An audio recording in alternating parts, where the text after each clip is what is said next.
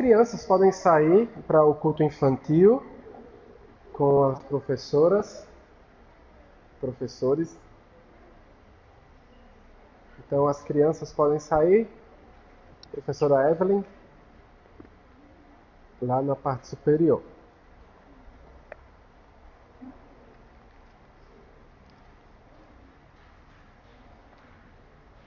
E nós vamos hoje aprender um pouco da palavra de Deus, vamos meditar na palavra do Senhor, buscar aplicar o ensino do Senhor, do Espírito Santo em nossas vidas, em Atos capítulo 16. Hoje nós vamos ver do versículo 6 até o versículo 15.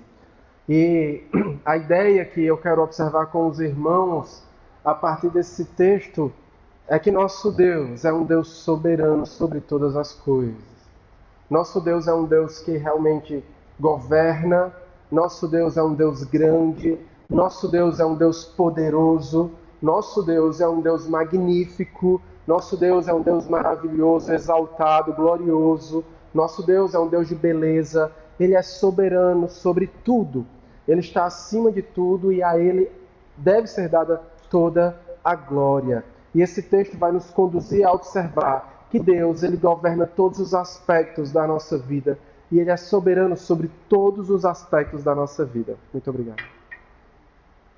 Desta forma, às vezes, dirigir à noite, quando você está indo ali, numa estrada desconhecida, e principalmente numa estrada bem escura, pode ser uma experiência um pouco curiosa. Muitas vezes, você está indo ali, às vezes eu peguei uma estrada bem longa e comprida e à noite bem escuro, e o farol do carro, ele não vai conseguir iluminar todo o caminho. Não vai. Né? Ele vai conseguir lhe mostrar alguns metros à frente. E você não consegue enxergar o destino completo, mas você enxerga o suficiente para que você possa continuar andando pelo menos aqueles metros que o farol está ali iluminando. Você enxerga o suficiente para pelo menos dar o próximo passo. E mesmo sem ver tudo, como no clarão da luz do sol, do dia, o que acontece é que nós continuamos avançando na estrada. A gente continua porque o caminho está ali e a gente quer seguir naquele caminho. E é exatamente assim que Deus conduz a sua igreja aqui em Atos e nos conduz também. No texto anterior nós vimos que até mesmo as tensões, as dificuldades, as desavenças humanas foram usadas por Deus para que o evangelho expandisse. Agora, nessa nova etapa da missão de Paulo, nós podemos perceber algo ainda mais profundo. Nós temos uma nova equipe, nós temos então uma nova missão e Paulo saindo em mais uma viagem missionária. Mas aqui nós aprendemos que Deus ele não apenas usa as circunstâncias difíceis, mas que Deus ele dirige cada passo da missão. Deus ele dirige cada momento da missão. Às vezes Deus vai fechar portas, às vezes Deus vai abrir caminhos, mas Deus sempre está conduzindo a sua obra, a sua igreja, para um propósito maior, para o propósito final, que é transformar vidas, alcançar corações. Isso, então, nós podemos observar aqui em Atos capítulo 15. Leia comigo, do versículo 6 até o versículo 8. Diz assim: E percorreram a região frígio-gálata, tendo sido impedidos pelo Espírito Santo de pregar a palavra na província da Ásia. Chegando perto de Mísia, tentaram ir para a Bitínia, mas o Espírito de Jesus não o permitiu.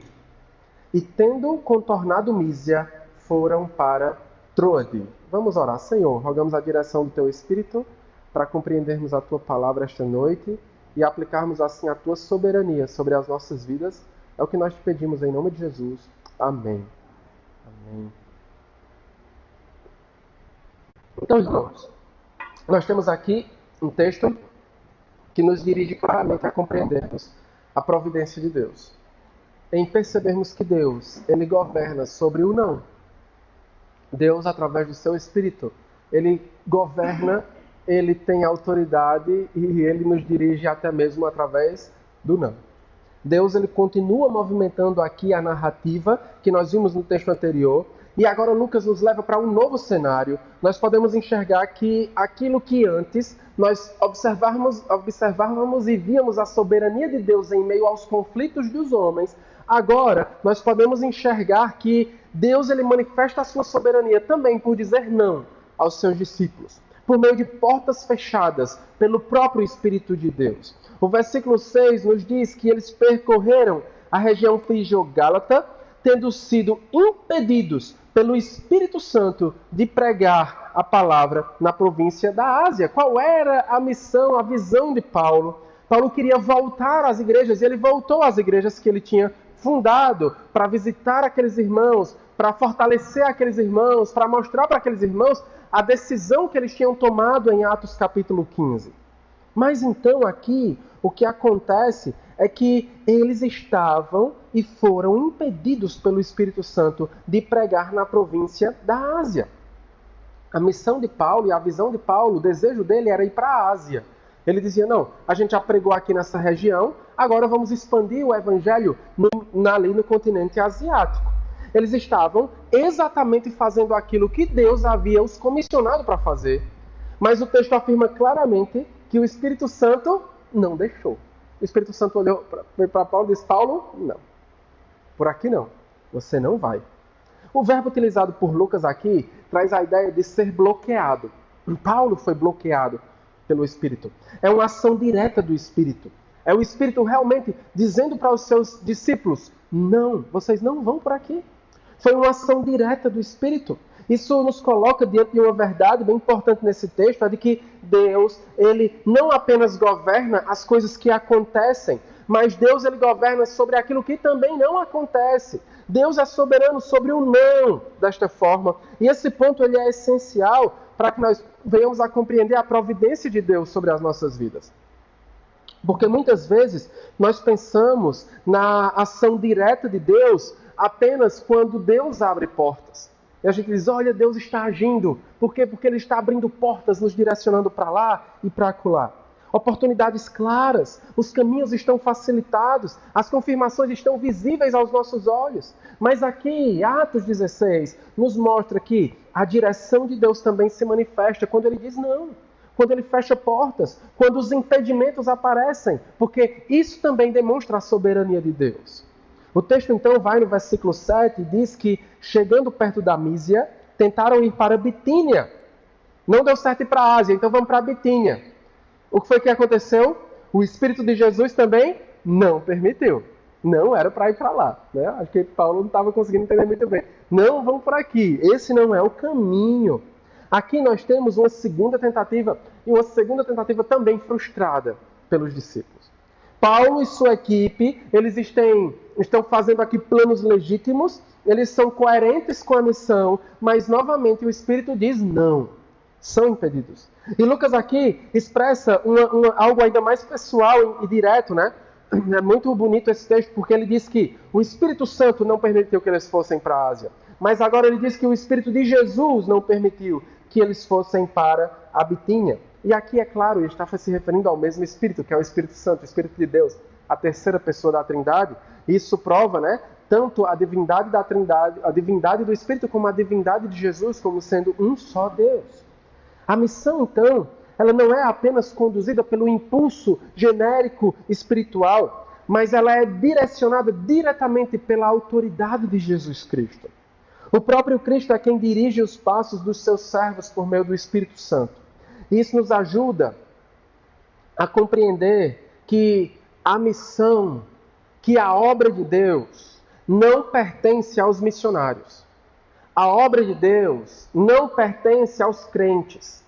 A obra de Deus pertence a quem? Ao Senhor. A obra é do Senhor. A obra não é nossa. A obra é de Deus. A obra não é da missionária Criselite. A obra não é do missionário Fernando. A obra não é dos missionários que estão pelo mundo. A obra é de Deus. E Deus às vezes vai dizer sim, vai abrir portas, mas às vezes Deus vai fazer o quê? Vai fechar portas também.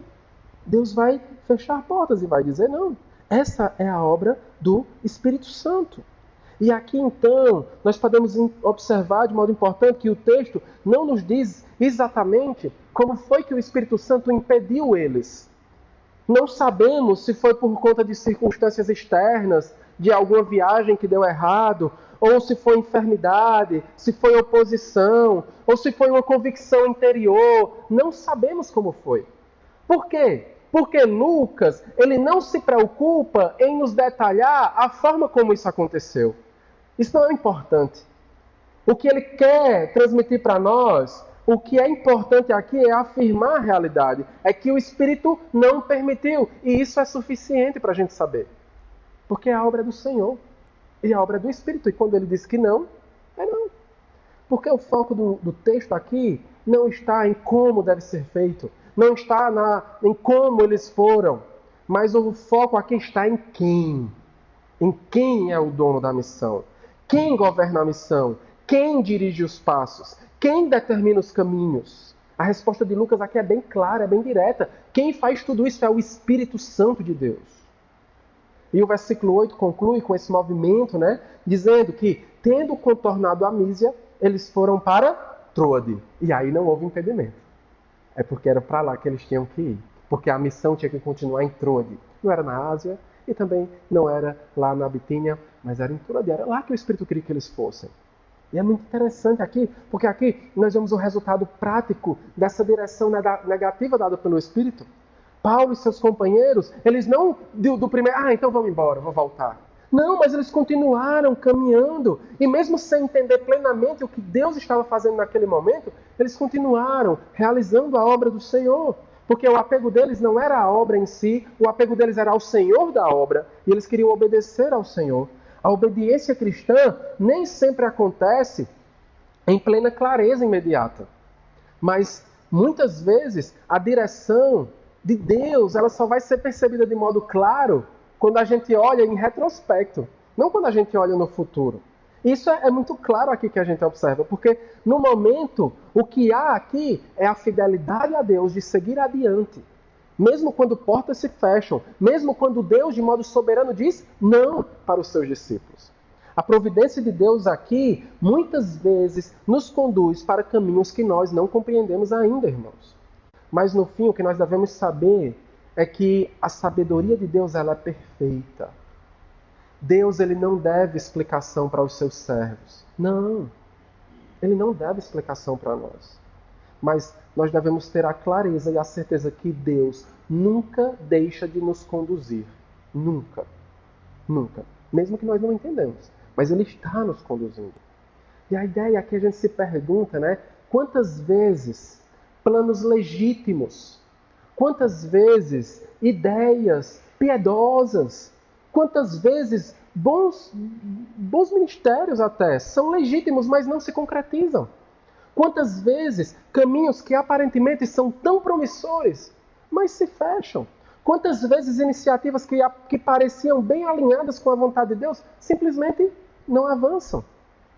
A nossa tendência natural é interpretar essa situação como se fosse um fracasso, como se fosse um erro, ou até mesmo como se fosse uma ausência de piedade ou da ação de Deus, mas Atos 16 nos convida a reinterpretar essas experiências à luz da soberania de Deus. Deus é soberano, porque nem todo não é uma oposição aos propósitos de Deus. Muitas vezes o não é exatamente a forma pela qual Deus está conduzindo os seus propósitos em nossas vidas.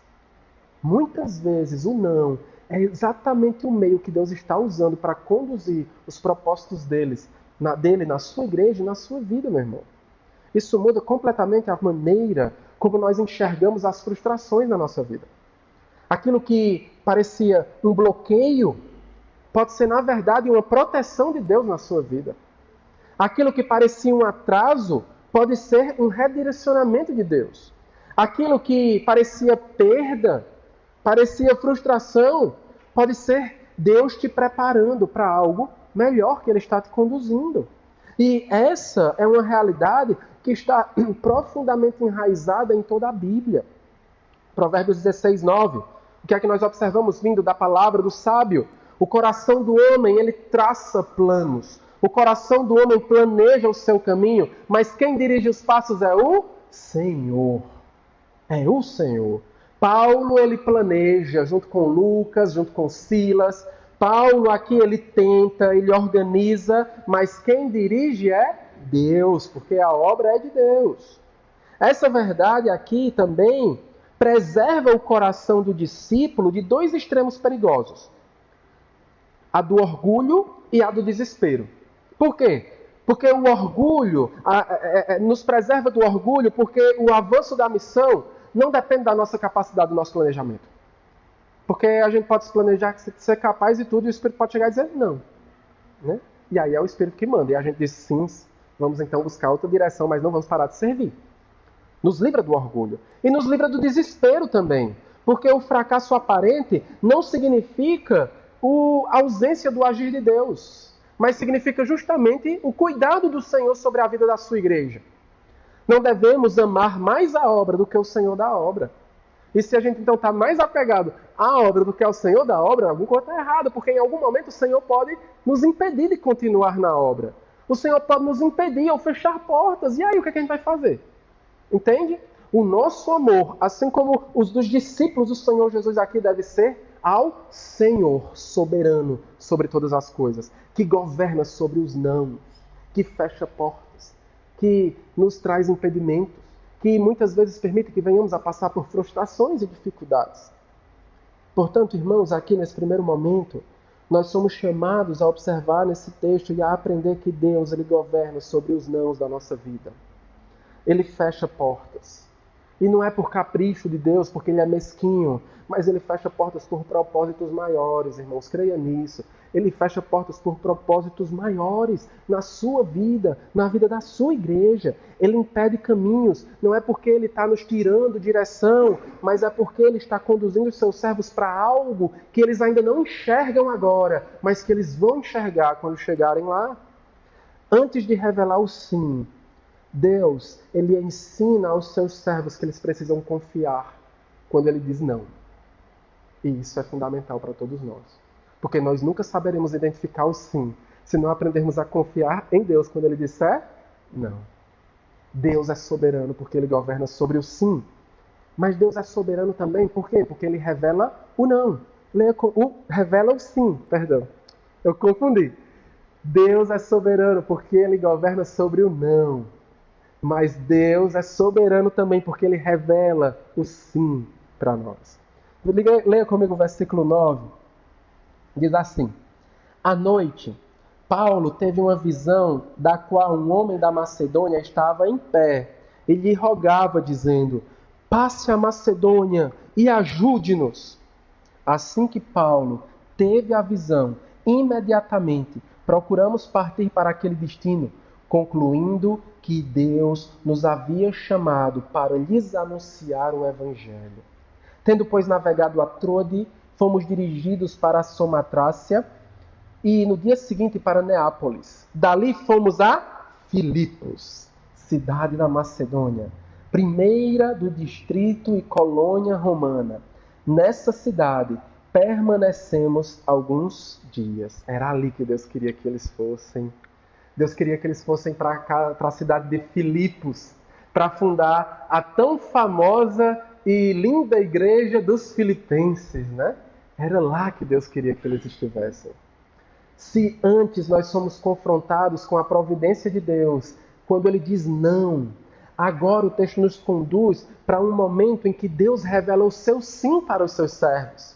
E isso aqui é fundamental para uma compreensão equilibrada da direção de Deus nas nossas vidas. Porque Deus ele não apenas impede caminhos, mas Deus também revela o caminho que deve ser seguido, que deve ser trilhado.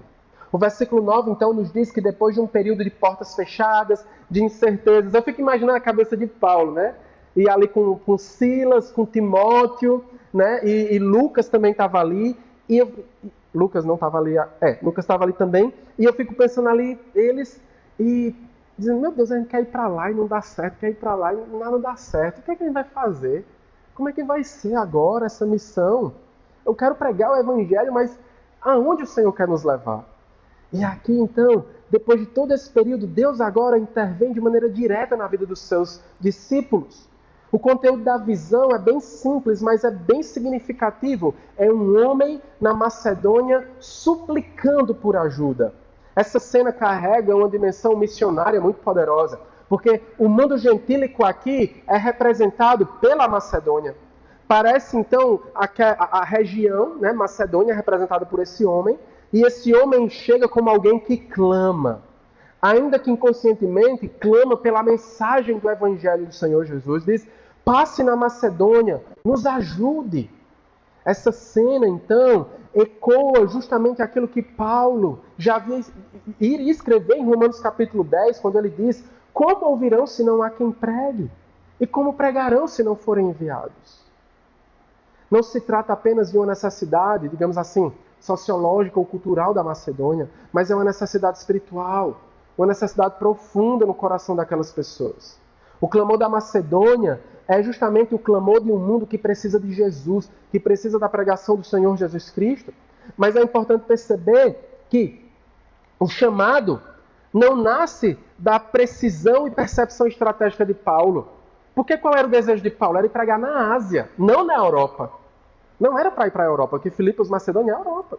Paulo queria ir para a Ásia. Mas Deus diz, não é para a Ásia agora. A igreja vai crescer, vai se expandir, vai se fortalecer através do continente europeu. E foi o que Paulo fez, né? Isso é tão interessante observar os planos de Deus com os nossos olhos de hoje. Porque foi a partir das igrejas que começaram a se fortalecer na Europa que a igreja do Senhor Jesus se expandiu por todo o mundo, né? E chegou a nós aqui hoje, né? Esse era o plano de Deus através de Paulo. E Deus direcionou eles claramente a isso. Ele decide ir para a Macedônia, porque essa era a direção clara de Deus. E o versículo 10 continua e nos revela justamente isso, que eles responderam com prontidão, com obediência. Eles foram, imediatamente procuramos partir para aquele destino, porque era lá que Deus havia nos chamado para anunciar o Evangelho. Eles foram imediatamente. Quando Deus revela a sua vontade, a resposta adequada não é hesitar ou ter medo, mas é submissão confiante e prontidão. Nós podemos observar aqui essa prontidão. Agora perceba, essa prontidão não vem de uma atitude isolada de Paulo. Essa prontidão vem de um discernimento de toda a equipe. O texto diz que, concluindo que Deus nos havia chamado para lá, para pregar o Evangelho. O verbo utilizado aqui carrega a ideia de que a decisão não foi só de Paulo. Deus revelou a Paulo. Paulo falou com seus companheiros. E eles, como igreja do Senhor Jesus Cristo, deliberaram juntos na decisão de ir pregar o Evangelho. Porque a direção de Deus nas nossas vidas nunca é de forma isolada, de forma subjetiva, de forma distante da comunidade. Não. A decisão é sempre dentro da comunhão da igreja. O grupo avalia, o grupo interpreta, o grupo reconhece que aquilo de fato é um chamado de Deus para ir pregar o Evangelho. E aqui nós podemos observar justamente esse equilíbrio saudável. Deus pode usar meios extraordinários, como usou com Paulo, uma visão através de um sonho dado a ele. Um meio extraordinário. Mas a resposta é sempre confirmada dentro da vida da igreja. Dentro dos propósitos de Deus para a missão que Ele dá para a sua igreja. De modo que a pessoa diz, eu recebi uma missão para ir ali e falar que Jesus não é Deus para aquelas pessoas. Impossível. Nunca vai ser desatrelado a realidade da igreja ao propósito da igreja. A missão de testemunhar de Jesus e de que o Senhor seja glorificado entre as nações, isso nunca vai estar desalinhado com aquilo que Deus vai direcionar a seus servos. Certo? Ah, não, porque a gente recebeu uma revelação. Vocês viram o exemplo do cara que disse, eu li a Bíblia e recebi uma revelação que eu deveria adulterar com aquela mulher. De onde, meu irmão? Isso é loucura. Não existe. Deus ele pode usar meios extraordinários para direcionar a sua igreja? Pode. Ele é soberano. Nós temos falado sobre isso. Mas a resposta é sempre confirmada dentro da vida comunitária, do discernimento da igreja, dentro da missão que Deus dá para a igreja, através do entendimento que nós extraímos da palavra do Senhor. E nesse ponto tem aqui uma mudança bem significativa no texto, porque a partir daqui, Lucas ele começa a se incluir na história. Ele diz o seguinte, nós concluímos, né? Concluímos que o Senhor havia nos chamado para ir para lá. Lucas ele entra na história, né? ele passa a participar da história. Procuramos partir, nós fomos. Isso sugere então que o próprio Lucas se junta à equipe missionária em Trode. Está vendo? Deus não permitiu que ele fosse para a Ásia, nem para a Bitínia, permitiu que ele passasse por Trode. Provavelmente, Lucas foi evangelizado ali em Trode, creu no Senhor Jesus ali em Trode e entrou na equipe missionária ali em Trode para que junto com a equipe fosse para Filipos, para Macedônia. Eram os planos de Deus, né? Para que assim nós pudéssemos ter esse texto registrado aqui nas nossas mãos hoje. Ele tinha que passar por Trode para Lucas ser salvo e crer no Evangelho e nos dar essa riqueza que é a palavra do Senhor. Deus é soberano sobre todas as coisas. Ele governa os nãos da nossa vida, mas Ele também revela quando Ele nos dá, assim, o sim. É clara a direção de Deus. Lucas, então, passa a fazer parte desta equipe. Isso reforça justamente essa ideia de que a missão está se expandindo. Novos cooperadores estão participando, estão todos sob a direção de Deus. E aí o versículo 11 e 12 descreve justamente essa execução prática da direção de Deus. De modo que aqui nós podemos ver que aquilo que antes era confuso, e eles iam para um lugar, e tentavam ir para outro, e não dava certo, agora tudo se torna um caminho claro, aberto e direto. Eles foram para Samotrácia, passei um tempo para conseguir falar, Samotrácia, Neápolis, foram depois então para Filipos. O caminho pareceu claro, aberto e direto. O Deus que havia fechado portas, Ele abre também portas. Ele abre também novos caminhos. Eles chegam a Filipos. Essa cidade é uma cidade muito importante, é uma cidade estratégica. Era uma colônia romana. Filipos possuía forte influência política e cultural ali naquela região. Era um centro relevante dentro da Macedônia, porque circulavam muitas pessoas ali. E era exatamente naquele lugar que Deus queria conduzir os seus discípulos. Isso nos ensina algo muito importante também, que Deus, Ele não apenas guia, mas Deus guia seus servos com um propósito. De acordo com a sua soberania, Deus guia seus servos com um propósito. Paulo talvez tivesse planos diferentes, né? Talvez ele tivesse pensando, não, a Ásia talvez seja um campo mais promissor. Vamos para lá, a gente prega, vai dar certo e tal, vai ser bom. Mas o plano de Deus era levar o Evangelho à Europa. E esse momento marca historicamente a entrada do Evangelho no continente europeu. Aquilo que começou com aquelas portas fechadas na Ásia, na Bitínia, agora se revela como um plano maior de Deus. Aqui está justamente o princípio essencial da direção de Deus. Muitas vezes nós só vamos entender o propósito do não quando Deus nos revela o sim. E quando Deus revela o sim, a gente olha e a gente diz, por isso que Ele disse não. E é isso. Se Paulo tivesse conseguido ir à Ásia naquele momento que ele quis, talvez a Macedônia não teria sido alcançada naquele tempo específico. O impedimento não era perda, não era negação. O impedimento era direcionamento de Deus. E muitas vezes, irmãos, experimentamos essas frustrações quando os nossos planos não se concretizam. Nós oramos, nós planejamos, nós nos movemos, nós nos movimentamos, mas ainda assim parece que Deus continua fechando as portas. Mas Atos 16 aqui nos ensina que essas experiências não são ausência de Deus, ou ausência da direção de Deus, mas justamente fazem parte do propósito de Deus para a nossa vida. O mesmo Deus que diz não, Ele também vai e Ele diz o sim. Quando Ele revela o caminho, Ele faz de um modo tão claro e suficiente que a nossa resposta é obedecer, como eles fizeram aqui. Ainda que Ele não revele todos os detalhes, do percurso, mas a nossa resposta deve ser obediência. John Stott, ele disse algo muito interessante. Ele diz assim, a vontade de Deus não é um labirinto confuso, mas um caminho que se torna claro à medida que caminhamos com obediência. Porque essa é a ideia. Não é que é um labirinto confuso, não. Vai ser claro. Mas para ser claro tem que ter o quê? Obediência. Não tem como ser claro sem obediência. Não tem como a gente entender os propósitos de Deus se a gente não obedece a Ele. Esse texto nos chama, então, a obedecermos. mas sempre obedecermos à independência do Espírito Santo. A missão cristã ela não é guiada apenas por estratégias, por planejamento humano, mas ela é conduzida pelo Espírito de Deus. E de nenhuma forma está desmerecendo o planejamento e a organização. Pelo contrário, precisamos cada vez mais nos planejar e nos organizarmos melhor. Mas a ideia é que nós precisamos reconhecer que o nosso planejamento, que a nossa organização, deve estar sempre submetido à direção soberana do Espírito. A gente tenta, a gente se esforça, a gente faz o melhor que a gente pode.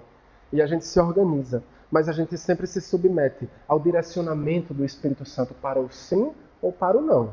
Para a porta aberta, bem como também para a porta fechada.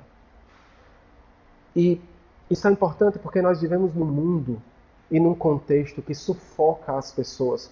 Porque valoriza e quer sempre a ideia dessa eficiência. Planejamento estratégico, resultados mensuráveis. E a gente precisa sempre apresentar mais e mais resultados. E aquela ideia, eu preciso ter mais, eu preciso conquistar mais. E para isso eu preciso trabalhar enquanto os outros estão dormindo, né? Estudo enquanto eles dormem e tal, e toda essa coisa. Mas Atos nos lembra que o verdadeiro avanço acontece quando nós aprendemos a depender da direção de Deus. Paulo se esforçava. Quer um homem mais esforçado do que Paulo? Ele tentava de todas as formas. Eu vou fazer uma missão, eu vou obedecer, eu vou seguir. Ele era obstinado, mas a obra era de Deus, não era dele. Se Deus dissesse não, ele não ia. Ele ia para um lugar onde Deus queria que ele fosse.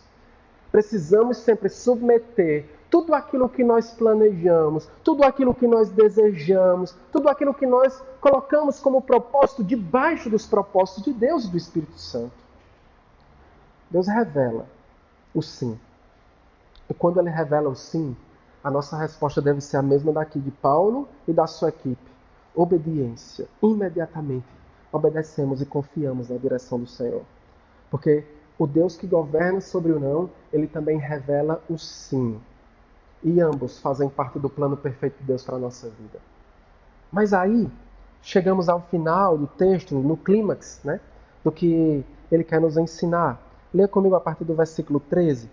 Ele diz assim: No sábado, saímos da cidade para a beira do rio, onde nos pareceu haver um lugar de oração.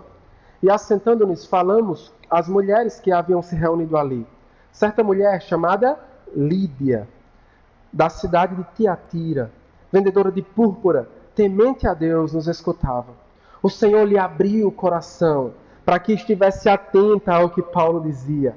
Depois de ser batizada, ela e toda a sua casa nos fez esse pedido. Se julgam que eu sou fiel ao Senhor, venham ficar na minha casa. E nos constrangeu a isso. Olha, irmãos, Deus, Ele governa o não. Deus, Ele revela o sim.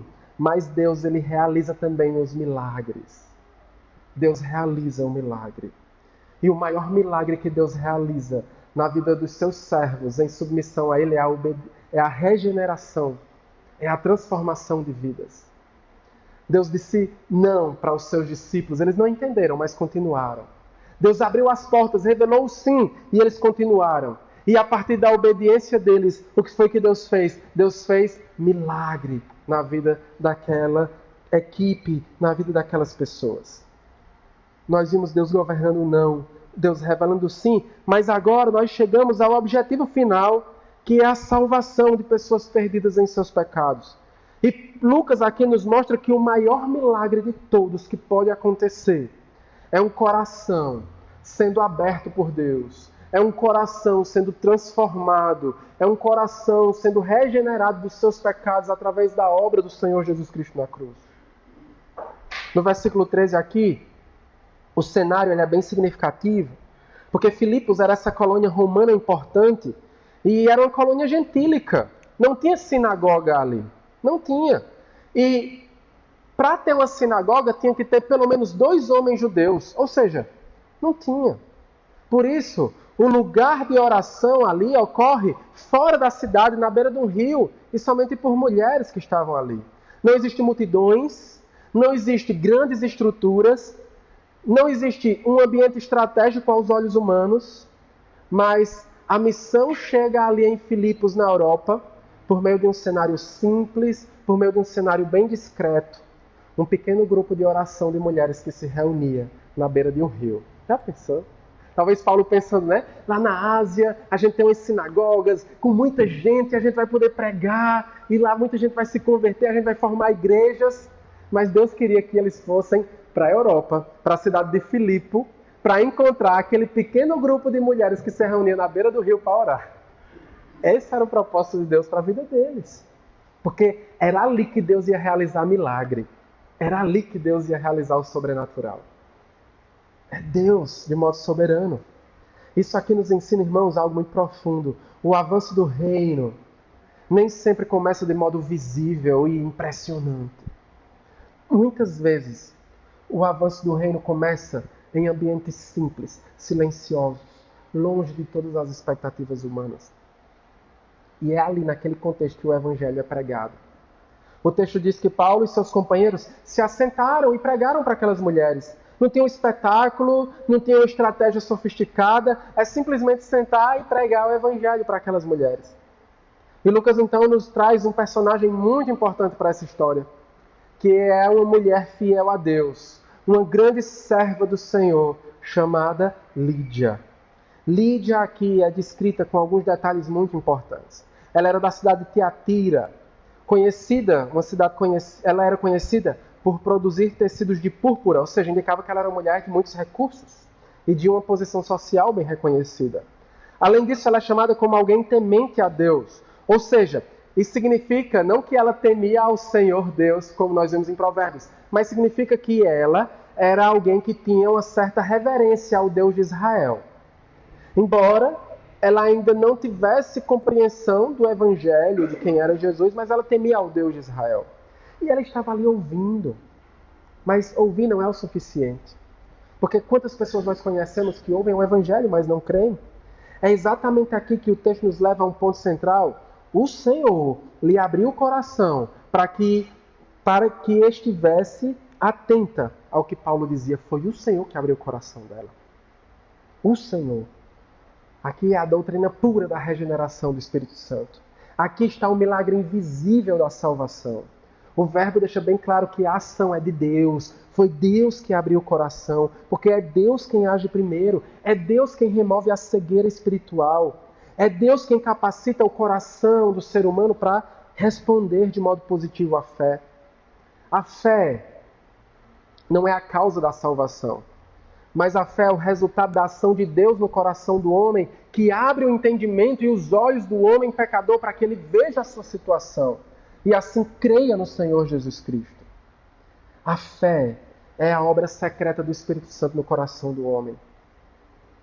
A fé mostra que o novo nascimento é uma obra soberana da graça de Deus. E esse texto nos protege de muitos erros. Esse texto nos protege de pensar que a conversão está na habilidade do pregador. Porque Paulo fala, mas quem abre o coração é o Espírito Santo. Esse texto também nos corrige do erro de pensar que a conversão depende de quem está ouvindo, da disposição natural de quem está ouvindo. Mas o texto aqui nos mostra que é Deus quem abre o coração de Lídia. Lídia era uma mulher religiosa, era uma mulher que orava, era uma mulher temente a Deus, mas mesmo assim, ela ainda precisava que os seus olhos, que os seus ouvidos, que o seu coração fosse aberto para ouvir o Evangelho. Isso nos lembra, irmãos, que a salvação, o milagre da salvação, é obra soberana da graça de Deus na vida do ser humano. O pregador anuncia, a igreja testemunha, mas é Deus quem salva o pecador. E glória a Deus por isso. E o texto nos diz que ela foi transformada e o resultado foi imediato. Depois de ser batizada, ela e toda a sua casa.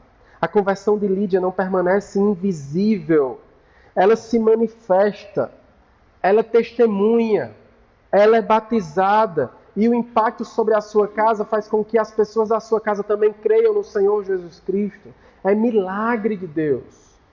Isso não significa, então, que toda a família dela automaticamente foi salva por conta da salvação de Lídia. Mas que o evangelho que transformou Lídia, pregava a sua família, também transformou as pessoas da sua família. Porque, irmãos, o evangelho transforma vidas e contextos inteiros.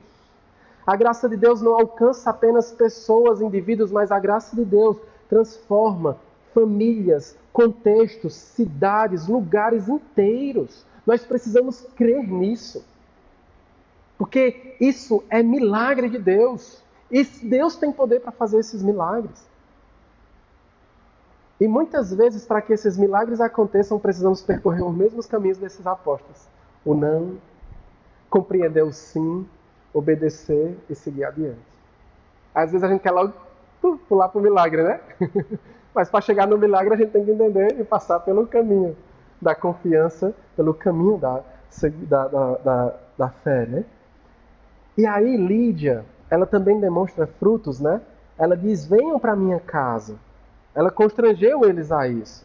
E aqui é um detalhe muito bonito e que demonstra o quanto essa mulher era uma mulher firme e uma mulher temente a Deus, de fato, foi transformada pela graça de Deus, que o milagre foi completo na vida dela, sabe? Eu vejo justamente isso. Imagine, a igreja em Filipos, em todo o continente europeu, né? Começou com quem? Com Lídia, né? A grande importância que Deus dá às mulheres aqui, né? A voz que Deus dá às mulheres aqui, bem como também o poder de Deus transformador em todo aquele contexto, né? Lídia, ela abre o seu coração. E agora, ela não apenas é convertida no que diz respeito a deixar de estar presa nos seus pecados e agora ser salva pelo Senhor Jesus, mas ela se conduz em um caminho de santidade, porque a conversão verdadeira, ela produz fruto visível. A fé genuína se expressa em amor, em serviço, em compromisso com o povo de Deus. Ela é salva. E através da sua salvação, ela abre o seu coração para servir aos servos de Deus. Lídia, ela não apenas crê, mas ela acolhe, ela participa, ela se envolve da missão. E mesmo que de forma simples, mesmo que de forma quase silenciosa, nasce ali a igreja de Filipos. Não com a multidão, mas com uma mulher cujo coração foi transformado pelo Senhor. Uma mulher cujo coração estava disposto a ser serva do Senhor Jesus Cristo. E todos nós precisamos aprender com Lídia. Eu acho engraçado que às vezes as pessoas... Vamos fazer um culto para as mulheres. Aí pega Lídia para pregar como um exemplo para as mulheres. Mas Lídia não é só um exemplo para as mulheres, não. Lídia é um exemplo para todos os crentes. Todos nós. Porque quantas vezes nós demoramos talvez anos e anos para produzir frutos que Lídia produziu ali, né? A gente se converte, mas é meio que arrastado ao pão de ló, né? Para poder evoluir. E Lídia não, ela se converte e ela vai lá, vamos abrir uma igreja aqui, prega para a família dela, né? E ainda diz para vocês estão precisando de quem? Eu vou ajudar vocês, né? É milagre. Não tem outra resposta, é milagre. De modo, irmãos, que esse texto nos ensina algo essencial. O maior milagre não foi a visão sobrenatural que Paulo recebeu. O maior milagre não é o extraordinário. O maior milagre é a regeneração do pecador que estava perdido. Visões, revelações são extraordinárias. Portas abertas são marcantes e transformadoras. Mas nada se compara ao momento em que Deus abre um coração que estava morto para viver. Nada se compara a isso. Para a nossa vida hoje, nada se compara. O maior milagre que existe é a transformação de pessoas, irmãos. É ver pessoas se dobrando diante do Senhor Jesus porque tiveram seus olhos abertos pela graça do Senhor Deus. Aqui nós podemos entender e aplicar para a nossa vida. Esse texto nos chama a humildade na missão.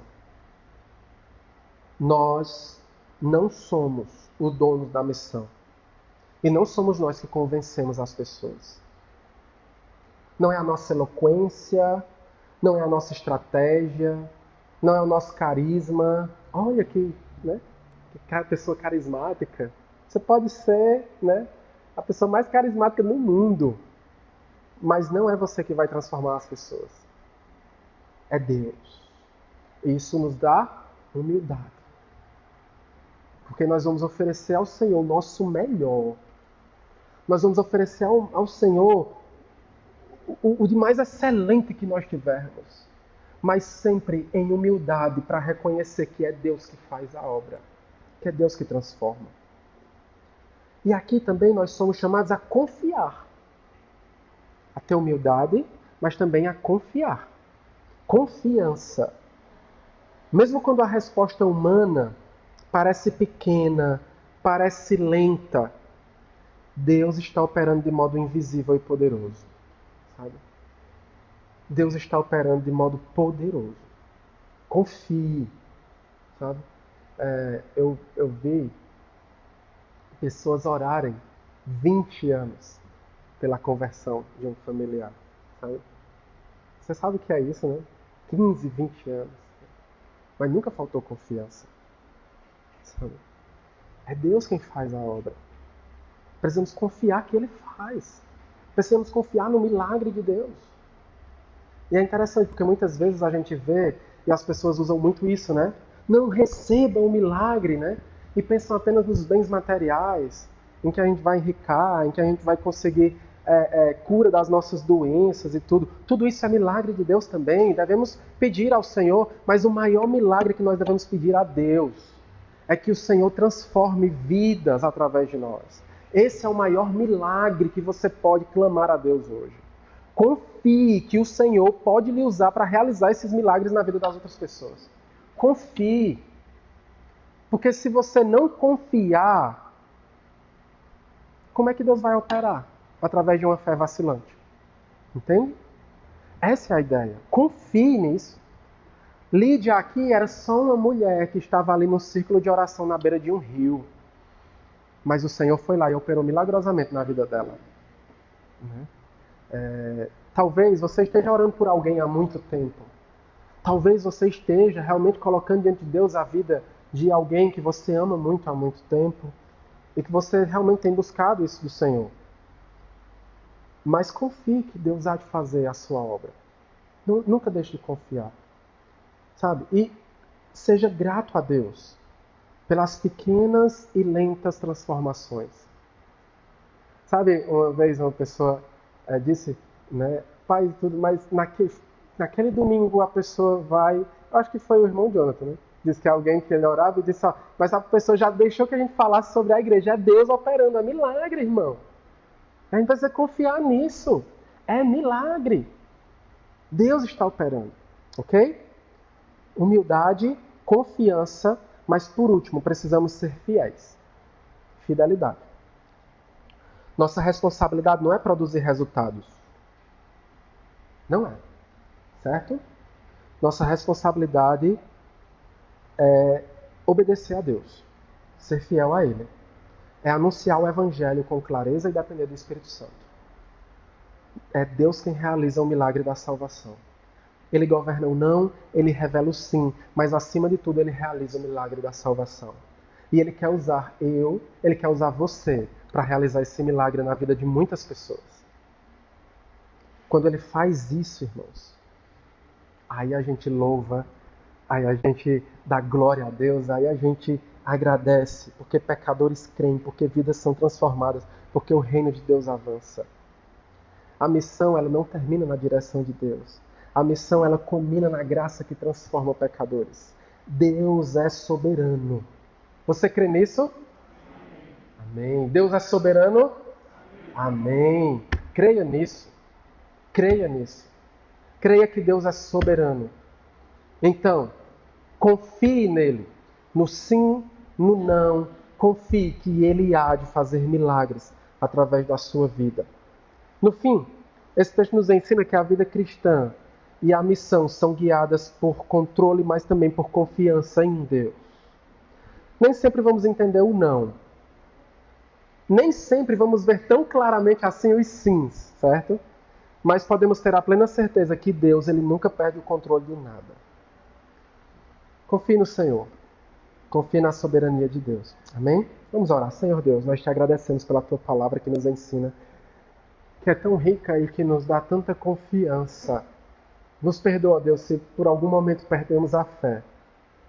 Se por algum momento, ó Deus, perdemos a capacidade de podermos enxergar o quão soberano o Senhor é. E por isso, ó Deus, vacilamos e trememos os nossos pés. Mas nos ajuda, ó Deus, a dia após dia confiarmos na Tua soberania, na Tua graça que é poderosa, tão poderosa, ó Deus, que pode transformar qualquer coração. Nos faz enxergar isso quando o Senhor fechar portas, quando em algum momento o Senhor disser um não para a gente, e isso nos machucar, nos ferir, isso nos fazer, ó Deus, ficarmos incomodados talvez, mas nos ajuda a enxergarmos com clareza o Teu não e a confiarmos no Teu propósito maior, para que no momento que o Senhor nos revelar o sim, abrindo portas, nós possamos obedecer de prontidão a Ti. E assim, ó Deus, possamos ver através de nós o Senhor operando milagres. Que o Senhor opere milagres nesta igreja, transformando vidas. Milagres, ó Pai, restaurando pecadores. E assim, ó Deus, fazendo com que pessoas que não conseguem, ó Pai, crer em Ti, possam enxergar a salvação em Jesus através de nós. É o que nós te pedimos e oramos em nome de Jesus. Amém.